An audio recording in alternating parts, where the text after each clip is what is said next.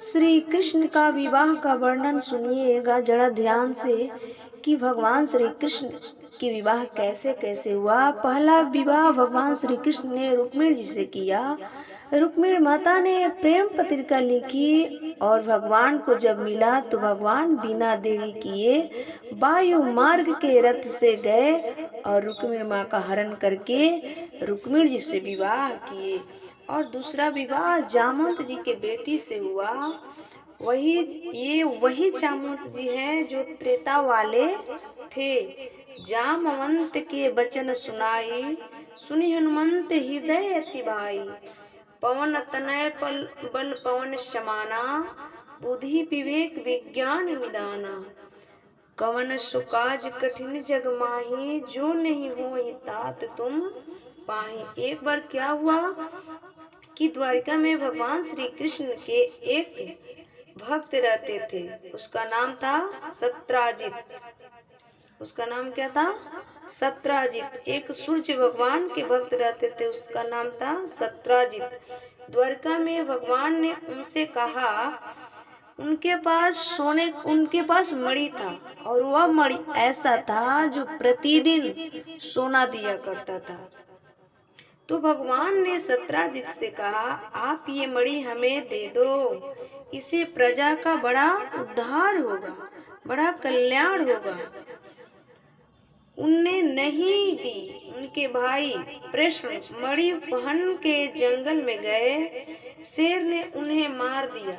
जामवंत जी ने वो मणि शेर को मार के अपने घर ले आए और अपनी बेटी जामवंती को मणि दे दी। अब भगवान को झूठा कलंक लगा। देखिए, धन ऐसा चीज है कि भगवान को भी झूठा कलंक लग गया। सत्राजित ने कहा कि कृष्ण ने हमसे मणि मांगी थी, हमने नहीं दी। लगता है हमारे भाई को मार करके श्री कृष्ण ने मणि को चुरा लिया है, चोरी कर ली। ठीक है, चुरा लिया है। अब भगवान को झूठा कलंक लगा तो भगवान चल पड़े।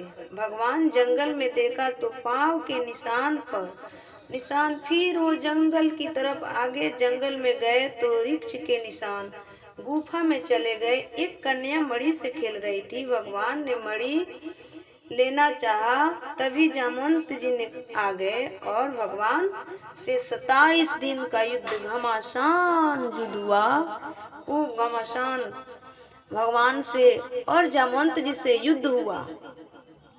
भगवान जब रावण को मारे थे ना, तो जामवंत जी प्रसन्न नहीं थे। क्यों? क्योंकि जामवंत जी उस समय बूढ़े हो गए थे और वे चाहते थे कि हम रावण को मारकर हम यशस्वी बने। तो भगवान ने उसे वरदान दिया था कि रावण से भी बली पुरुष से हम आपका युद्ध कराएंगे, पर अगले जन्म में। तो वही जामवंत जी से श्री कृष्ण ने 27 दिन का युद्ध किया। खूब पिटाई की। खूब जामवंत जी को भगवान ने संतुष्टि किया युद्ध में, और खूब संतुष्टि करके जामवंत जी भगवान के चरणों में गिर पड़े। हे नाथ, क्षमा कीजिए, हम आपको पहचाने नहीं, हमसे भूल हो गई, गलती हो गई। भगवान ने कहा, मणि दो। जामवंत जी ने कहा, मणि तो लो, पर हमारी बेटी को भी लेकर जाओ। तो जामवंती से भगवान ने दूसरा विवाह किया। अच्छा, जामवंत जी की बेटी जामवंत जैसा ही होगी। वृक्ष की बेटी वृक्ष जैसी। इनके पूरे शरीर में बाल ही बाल थे, क्योंकि वृक्ष की बेटी है, वृक्ष जैसी होगी। अब भगवान बोले, लो, हमें तो वृक्ष की बेटी मिल गई। अब मणि के चक्कर में मिली, अब लेना पड़ेगा। तो भगवान जामवंती को लेकर द्वारिका जाने लगे। और भगवान सोच रहे हैं कि भाई, वृक्ष की बेटी तो वृक्ष जैसी है, पूरे देह में बाल है और वृक्ष जैसी है। द्वारिका के लोग देखेंगे तो क्या कहेंगे, रुक्मिणी जी देखेंगी तो क्या कहेंगी। और जब मणि लिए हैं तो इनको भी ले जाना ही है, लेना ही पड़ेगा। तो भगवान श्री कृष्ण बहुत छलिया है ना, भगवान ने क्या किया, कहा कि ठीक है चलो ले चलते हैं। उन्होंने द्वारिका की तरफ चला और जामवंती जी से कहा कि तुम लंबी सी घूंघट डाल लो, खूब लंबी सी घूंघट डाल लो, और जब मैं तुम्हें द्वारिका लेकर चलूंगा एक रूम में पैक हो जाना, और कोई कितना भी कहे खोलो खोलो पर खोलना मत। तब भगवान द्वारिका आए। भगवान ने जामवंती से कहा, जामवंती से सब सिखा रहा था। कमरे में चली गई जामवंती, कितना भी कोई खटखटाए दरवाजा खोलती नहीं। तब तक रुक्मणी जी ने देख लिया तो उन्होंने पूछा, प्रभु ये कौन? तो भगवान श्री कृष्ण ने रुक्मणी जी से कहा कि ये मेरी दूसरी पत्नी है।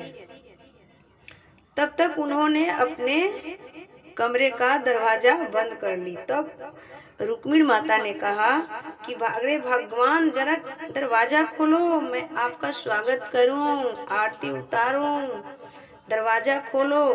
पर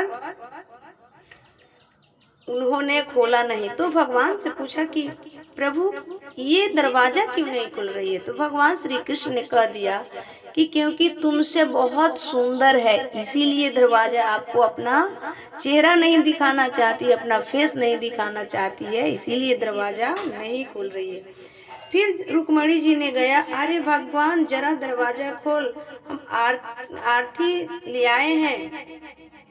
कोई उत्तर नहीं मिला रुक्मिणी माँ को। तब गुस्से में आकर उन्होंने पूरा गुस्से में आया और बोला कि अच्छा, बड़े अपने रूप की सुंदरता पर तुम अभिमान करती हो तो जा, तुम भी मेरे से ज्यादा सुंदर नहीं रहोगी, मेरे बराबर सुंदर हो जाओ, बिल्कुल ऋक्ष की बेटी, बिल्कुल रुक्मिणी माता की जैसी हो गई। भगवान तो चाहते थे कि शराब दे के अपने तरह बनाए, तो रुक्मिणी जी की तरह बन गई। जब दरवाजा खोला, आई रुक्मिणी जी मोही, जब आई रुक्मिणी जी तो रुक्मिणी जी ने जामवंती को देखकर मोहित हो गई। अरे राम राम, मेरे शराब देने के बाद कितनी सुंदर है, तो शराब के पहले कितनी सुंदर होगी।